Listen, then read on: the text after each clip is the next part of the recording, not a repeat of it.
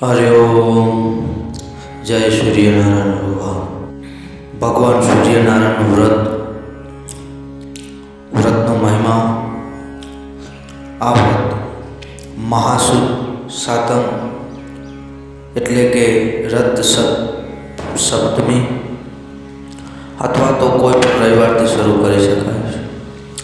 સવારમાં સ્નાન કરી ભગવાન સૂર્યનારાયણની પૂજા કરવી, વાર્તા સાંભળવી અને સૂર્યનારાયણ એમ કહીને હોંકાર બોલવો.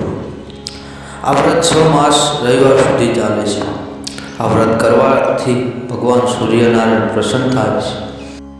એવી જ ભગવાન સૂર્યનારાયણની એક કથા છે. સૂર્યનારાયણ જંગલમાં રહેતા હતા. એક દિવસ એમને એમની માને કહ્યું, માં મારો વિવાહ કરો ને. ત્યારે તેમની માએ જવાબ આપ્યો, બેટા આ જંગલમાં એવું કોણ હોય એની સાથે તારો વિવાહ કરો. સૂર્યનારાયણ બોલ્યા, મા વનમાં એક રાણી રહે છે, એમને રત્નાદે નામની કુંવરી છે અને હું એ જોઈ આવ્યો છું. એ મને પસંદ છે, એની સાથે મારો વિવાહ કરો.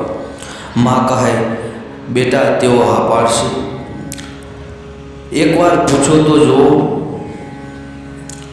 અને સૂર્યનારાયણની મા પૂછવા ગયા તો રત્નાદે માએ ના પાડી. કહ્યું, સૂર્યનારાયણ આખી પૃથ્વીની પરિક્રમા કરતા સવારે જઈને સાંજે ઘેર આવે ત્યાં સુધી મારી દીકરી ભૂખી રહી શકે નહીં, એટલે મા પાછા આવ્યા. બીજા દિવસે સૂર્યનારાયણને કહે, માં આજે રત્નાદે આપણે ત્યાં તાવડી માગવા આવશે, તો તમે આપજો, પણ એમ કહેજો કે જો ફૂટશે તો ઠીકરીની બદલે દીકરી દેવી પડશે.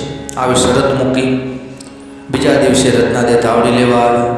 માએ કહ્યું, સારું. બીજે દિવસે રત્નાદે તાવડી લેવા આવે એટલે માએ શરત મૂકી કે જો તાવડી તો લઈ જા, પણ જો તાવડી ફૂટશે ને તો ઠીકરીની સામે તારે દીકરી દેવી પડશે.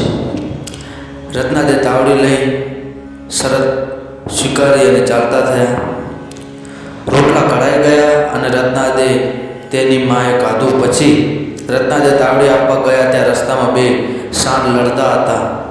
રત્નાદે સાથે અથડાયા, એમની તાવડી તૂટી ગઈ. એટલે શરત પ્રમાણે એના વિવાહ સૂર્યનારાયણ સાથે કરવામાં આવ્યા. બીજે દિવસે સૂર્યનારાયણ રત્નાદેને પરણી લઈ ગયા. સૂર્યનારાયણ તો સવારે ફરવા જાય અને સાંજે પાછા ઘેર આવે. એટલે રત્નાદે રાત્રે સૂર્યનારાયણ ઘેર પાછા આવે ત્યાં તેમને જમાડી અને જમે. આમ આખો દિવસ ભૂખ્યા રહેવું પડે. આથી રત્નાદે સુકાવા લાગ્યા.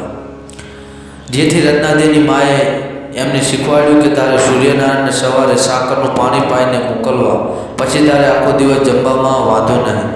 પણ સૂર્યનારાયણને તો ના પાડી. એમણે કહ્યું, આખી પૃથ્વીના જીવ માત્રને હું પૂરું ન કરું ત્યાં સુધી મારાથી પાણી પણ ન પીવાય.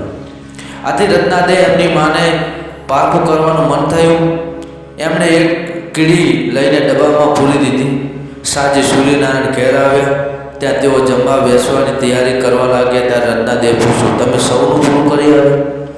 સૂર્યનારાયણ કહે, હા, અમે સૌનું પૂરું કર્યું.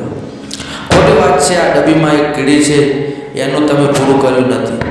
આમ કહી રત્નાદે ડાબલી ઉગાડી. જોયું તો કીડી અંદર ચોખાનો દાણો કોતર્યા કરે. આ ચોખાનો દાણો ડાબલી બંધ કરતી વખતે રત્નાદેના કપાળના ચાંદલામાંથી પડી ગયો. આ જોઈ રત્નાજી વિચારમાં પડી ગયા અને પોતાની ઉપર શંકા થવા લાગી. સૂર્યનારાયણ ગુસ્સે થયા. એમણે શાપ આપ્યો કે તમે રાધ્યા કરશો તોય ઓછું પડશે અને તમારે સદા ભૂખ્યા જ રહેવું પડશે. આમ કહી સૂર્યનારાયણ તો જમવા બેઠા. રોજ સૂર્યનારાયણ જમવા બેસે ત્યાં બધું જ ખાઈ જાય, માત્ર 2 કોળિયા બાકી રાખે. એમાંથી એક કોળિયો રત્નાદે ખાય અને એક કોળિયો એમની સાસુ ખાય. આથી સાસુ બહુ સુકાવા લાગ્યા. એટલે સૂર્યનારાયણ કહે, માં તમે મારું વ્રત કરો. મારું વ્રત 6 મહિનાનું છે. 6 માસ સુધી દર રવિવારે સવારે વહેલા ઉઠી સ્નાન કરી મારું પૂજન કરું, પછી મારી વાર્તા સાંભળવી. 6 માસ પૂરા થાય એટલે વ્રતનું ઉજવણું કરો. ઉજવણી કરતી વખતે 4.25 શેર ઘઉંનો લોટ, 1.25 શેર ઘી અને 1.25 શેર ગોળ લેવો. તેના લાડુ બનાવવા. આ લાડુ મને ધરાવવા. પછી તેના 4 ભાગ પાડવા. એક ભાગ રમતા બાળકને આપવો, બીજો ભાગ ગાયોના ગોવાળને આપવો, ત્રીજો ભાગ માળીને આપવો અને ચોથો ભાગ સુપાત્ર અતિથિને જમવાનો. અને સૂર્યનારાયણની માએ આ વ્રત કર્યું અને ઉજવણું પણ કર્યું. એ વખતે રામ લક્ષ્મણ ફરતા ફરતા ત્યાં આવી ચડ્યા. અતિથિનો ચોથો ભાગ એમને જમાડી દીધો. જમીને રામ લક્ષ્મણ પણ કુટી ઉપર આવ્યા. સીતાજી પણ આ વ્રત કરતા હતા. એટલે તેઓ આ વ્રત કોને કહે અને જમે શું? એટલે રામની સૂચના મુજબ એ વનમાં એક રબારણ રહેતી હતી. એનો છોકરો મરી ગયો હતો એટલે ભૂખી હતી. સીતાજી એની પાસે ગયા, એને વાત કહી સંભળાવી અને એનો છોકરો જીવતો થયો.